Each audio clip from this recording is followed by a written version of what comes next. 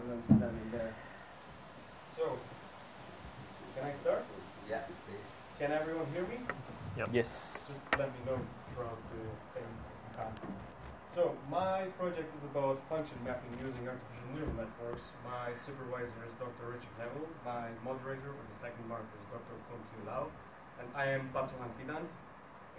Some of you already know that, but so, content-wise, we will first go through the problem statement, the solution, and have a short introduction about the biological and artificial neural networks, a short comparison, and then we will move to examples that I'm going to demonstrate are the threshold logic unit, the delta rule, and the backpropagation algorithm, and discuss a little bit about issues and challenges, and then finally close with some less relevant issues like project breakdown, scheduling, tools and development techniques, and so on.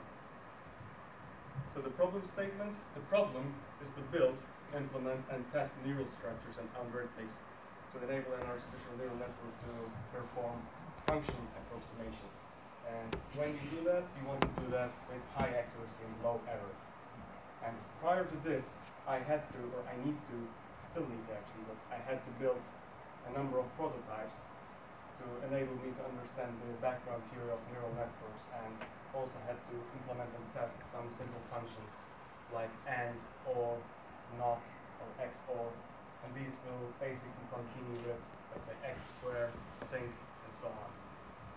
And the solution is to implement the data structure or the topology of the neural network and the associated supervised training methodologies to validate that a neural net can accurately map a function. So we will go with the biological and artificial comparison first. Starting with the biological. A biological neuron has a cell body, it's called a soma, which connects the dendrites to axons. The dendrites do take the inputs and the axons do create or output the output signals using the axon terminals. And we try to imitate this model in the artificial neurons. We have a set of input vectors, some weights that we initialize, and we apply a function on those in order to get an output. So we try to imitate that in that sense. And when we combine these neurons, we can actually achieve much more complex neurons, like our neural networks, such as those. And we can use this in different applications, such as, I don't know, let's say, voice recognition, text recognition, or image recognition, things like that. And before I move to the next slide about how the biological neuron outputs or doesn't output, this is just for the purpose for this presentation, and a neuroscientist will probably argue with me on that, but let's say if we see Jennifer, it might create excitation, and that might create an output. On the other hand, if we see Donald, that may not create an excitation, and we may not get an output. So, similarly, in the case of artificial neural networks, as I said, we have a set of input vectors, some weights that we initialize, and we do take the weighted inputs and apply a step function or activation function G on those, and then create or evaluate the output. And there are many functions that we can use to evaluate the outputs, such as those, like the step, sine, sigmoid, linear. And I've used the step and sigmoid functions in my prototypes, and I'll be demonstrating this, demonstrating an example using the step function, using the hard limit and threshold. Using this example, I have 3 input vectors, 3 weights that I've initialized between 0 and 1 randomly. So we first calculate the activation, end up with 1+2, and the rule says if activation is greater than the threshold, then we output 1, else the output is 0. So these functions are similarly used in that sense. All we do is like put the activation into the X and evaluate the output. So my first example prototype is going to be the threshold logic unit, which is a binary classifier, and the activation function is the weighted sum of inputs and uses a hard limiting threshold as in the previous slide. and can output 0, 1 or minus 1 plus 1 depending on the prototype. So it's basically an inverter applying the NOT logic.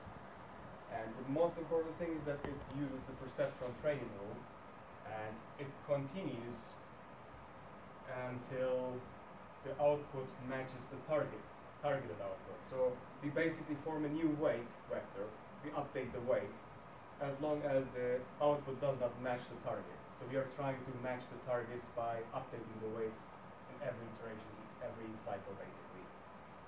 So here, the change in weight is calculated using the alpha, target minus actual output times the input. And once we do that, we simply add it with the old weight in order to create a new weight vector. And here we can demonstrate it with an example.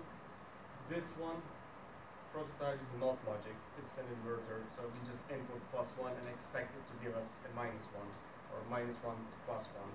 And in the first step, it initializes the weight to some random number, and we input +1, we get +1 instead of -1.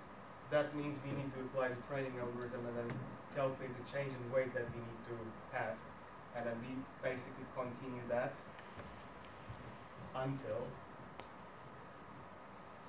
this point where the output equals the target output. So the algorithm says if the output does not match the target, form a new weight until it is actually the same.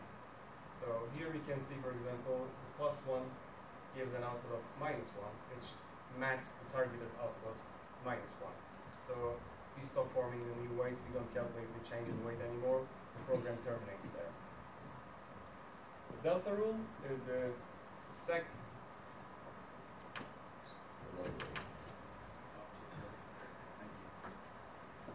The delta rule is the advantage of the TLU, the threshold logic unit, in single layer perceptron, and trains the perceptron using the gradient descent to recognize linearly separable classes. It aims to minimize the error in each cycle, and it's controlled by the alpha, the learning rate. The weights are updated in each epoch in a positive or negative manner, and we aim to descend towards the global minimum where the linear separation is achieved. This is the change in weight. This is how it's being calculated. It's pretty similar to the perceptron training rule, but some additional terms are added. So what we first do is we do calculate or compute the sigmoid and its derivative. We put it back into the equation and form the new weight vector. Some examples using the delta rule and AND logic, training on the AND logic. This is the truth table for AND gate or AND logic, and this is the separation that we want to have. We want to separate those zeros and ones using this line. So at the beginning, the error, maybe it's not visible from there, but is almost 60%. So we input these vectors, we want to receive these outputs, but we don't. So the error is 60%. We continue training 10,000 times. And at the end of the training, the error has dropped just below under 10%. And there is no such condition as in the perceptron training rule where it says do nothing if if the actual output matches the target. So we just train it 10,000 times or 100,000 times. We don't simply break the training. And you can see from the graph how the error starts from, let's say, from 0.67 and drops until 0.1, ending up with an accuracy above 90% for this function. The next result is the not end, which is pretty much the same, just opposite. Again, at the end of the iteration 10,000, we go below 10% of errors, and the accuracy is still above 90%. But in the next slide, the problem is that we have a 3-input AND logic or function, and the error doesn't actually go below 20%. The accuracy is just above 80% because we have 3 inputs. It takes much longer to train and adjust, so the accuracy is not above 90%. So that's something we don't want. We want high accuracy when we train. And the next thing is the backpropagation algorithm. That will be my third example soon. The backpropagation algorithm is a generalized version for delta rule, It consists of two major steps, the feed forward and the back propagation step. The feed forward is basically we input the input vectors to the first layer, evaluate their outputs, and then take those outputs and then feed them to the next layer, and we continue basically until we reach the last layer and then evaluate the last output. Once we reach that step, we can do the back propagation. We calculate the error and we signal it back to until the first layer, and using that information we can then form the new weight vectors. And there are different equations for the hidden nodes and output nodes that I'm going to display and demonstrate in a bit. So the change in weights are calculated differently for those nodes. My example is going to be a multi-layer perceptor that takes two inputs, x1 and x2, with three hidden layers. In each layer there will be two hidden nodes, and one output layer containing one output node, which will look like this. The first thing we do is we have to initialize the weights. We need to randomize the weights. What we do, these are the black boxes are actually displaying the console outputs from the program itself. So we can, for example, see there are two inputs here. We feed those two inputs to this node, the first node. Because we have two inputs, we have two weights plus a threshold, or also known as the bias. It's used as an augmented weight. And we can tell that there are more weights here because there are four nodes in the first layer, so they will all have an output. And all these outputs will be fed forward to the next layer. That means the next layer nodes will have four weights to correspond to four inputs, plus the bias. And it keeps going on like that until reaching the last output layer. Once that is done, we can actually start feeding forward. We feed forward x1 and x2 to the first node and calculate or evaluate its output y. And we basically continue this from top to bottom for each layer, layer by layer, until we actually reach the last output layer and output node. In this case, we have only one output node. So once we reach this state, the feed forward ends. Now the back propagation starts. We present the target pattern. This is a supervised learning, so once we input these things, we know what we expect. So we can say, does y match t? No. Okay, we then update and improve the accuracy. So first we calculate the error for the last node in the last layer, which is the output layer. Using that information, again, we can see how it's being updated. We go backwards. We use the delta 10, which was calculated just now for the output node, to calculate this hidden layer's error. Here we have one connection, therefore we only use this delta in order to calculate the delta 9. Same for 8, but when you go back, connections increase to 2, therefore we use the delta 8 and delta 9 in order to calculate 7. So we go backwards like this, all the way until we actually hit the first node in the first hidden layer. Once we do that, we are done with back propagating. Now we can use these deltas informations to form new weights and update the weights. Now the weight update weight step starts basically. We start again from the first node using the delta and using the hidden node equation. These are the hidden nodes, by the way, since they are the new layers. We use these equations to calculate each node's change of weight. And then we basically add that change of weight to the old weight to form the new one.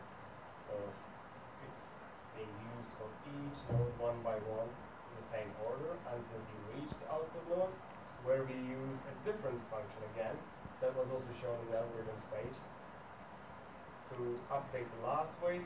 Then we're done.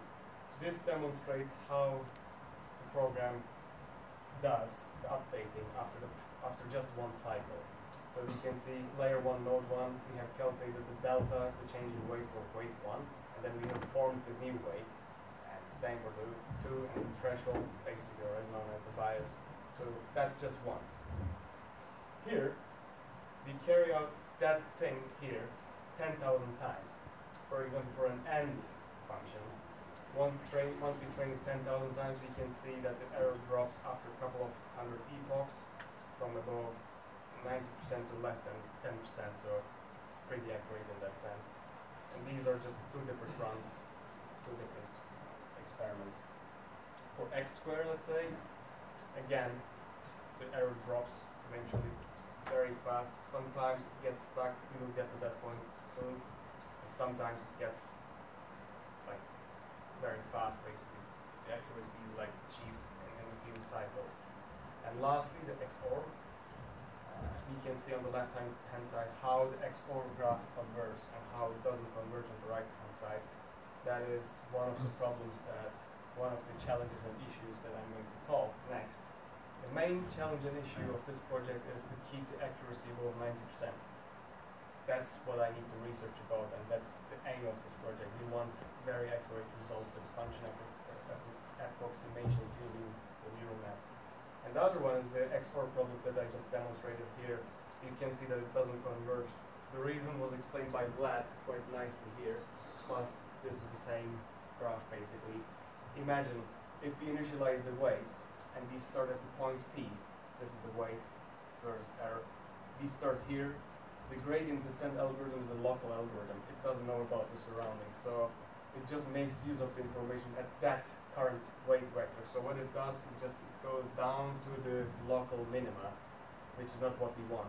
There is a better solution there, which is called the global minima. So there are ways to overcome this that I also need to look into.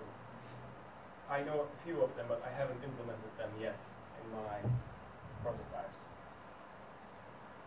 Prior knowledge and research. It's all about the first year course, Artificial Intelligence, and the second year Machine Learning Optimization course that I didn't really know anything apart from these. So I had to do my own research about perceptrons, artificial neural networks, multi-layer perceptrons, TLUs, basically all the algorithms that I used here. They were not covered in the university's own site. In the project breakdown, I have created about 10 prototypes, maybe 10 and a half. We are here. The results that I have demonstrated were from the version 10. It's an all-purpose multi-layer perceptron that allows you to have as many inputs as possible, as many layers as possible. You can have as many nodes as possible. You can build all complex structures just by entering the numbers you want. And my final product hopefully is going to be a multi-layer perceptron that can learn x square and sinc functions over various intervals. The one x square function that I was displaying earlier was only for 0 and 1. The inputs were between 0 and 1. So we want to extend that to kind of anything, not just between 0 and 1. And the scheduling, we are currently here. That's the presentation. And